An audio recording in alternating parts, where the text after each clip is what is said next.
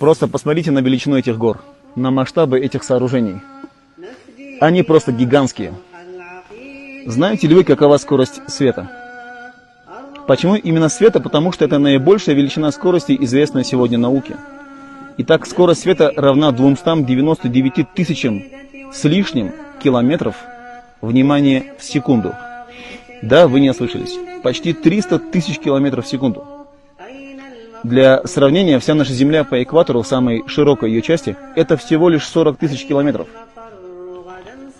Значит, фотон света за 1 секунду преодолевает расстояние в 7,5 раз длиннее длины окружности нашей планеты. От нас до Солнца 149 с лишним миллионов километров. Просто подумайте. Вся наша Земля, как мы уже сказали, это всего лишь 40 тысяч. Нет даже 100 000 тысяч, не говоря о миллионе. А от нас до Солнца таких почти 150 миллионов километров. И это гигантское расстояние свет преодолевает всего лишь за 8 минут.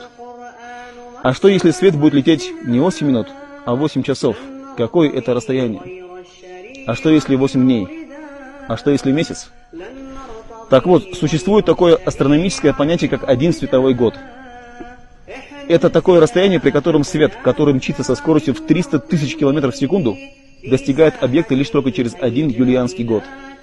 Это нереально огромное расстояние. Это цифра с 15 нулями. Так вот, если вам покажется, что Солнце очень далеко, так вот, американский фотограф, так называемый спутник Хаббл, который на орбите уже много лет, и те, кто вышли после него на орбиту и так далее, делают снимки космоса и отдаленных объектов с нереальным количеством цифр. Для сравнения, самый отдаленный в космосе объект, который людям удалось зафиксировать, это галактика HD1. Она находится от нас на расстоянии в 13,5 миллиардов световых лет. Просто подумайте. Электромагнитная волна, свет, летит со скоростью в 300 тысяч километров в секунду. И лишь только через 13,5 миллиардов лет она достигнет этого объекта. Это галактика HD1. И это не самый отдаленный объект в космосе. Это лишь только то, что нам удалось зафиксировать. К чему я все это говорю? Всевышний Аллах говорит в Коране. Смысл. И мы украсили первое небо светилами. И как говорят ученые, что все, что мы видим, это первое небо.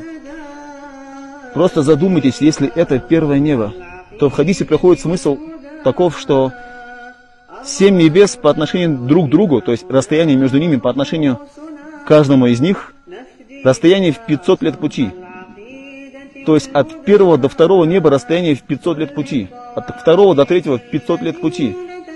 И так до 7-го неба 500 лет пути. И в хадисе от Абу Зара приводится, что все 7 небес и столько же земель по своим масштабам подобны колечку, брошенному в пустыне, по сравнению с престолом Всевышнего Аллаха.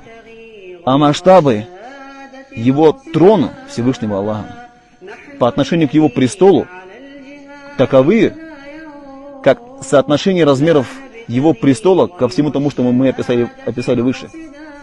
Просто подумайте, все 7 небес и столько же земель по своим размерам подобны колечку, брошенному в пустыне. Субханаллах.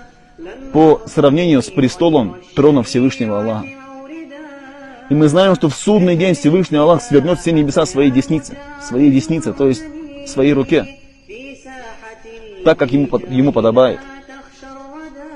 К чему я все это говорю?